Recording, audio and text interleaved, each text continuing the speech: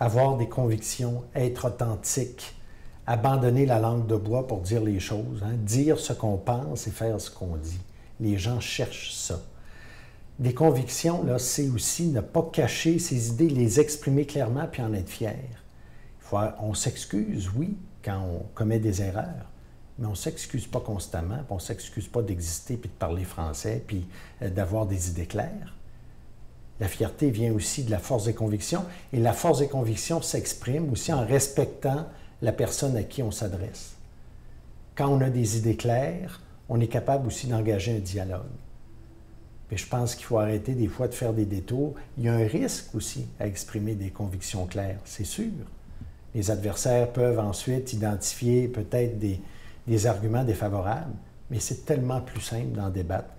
Et ça aide d'amener l'adhésion des gens parce qu'au moins, ils voient où on va. Et quand on a des convictions claires, on va à quelque part, on a une direction. Puis moi, je crois à un avenir collectif pour les Québécois. Puis ma conviction première, c'est que les Québécois sont assez grands et sont maintenant capables d'assumer leur destin. Puis ça, ça s'appelle un pays.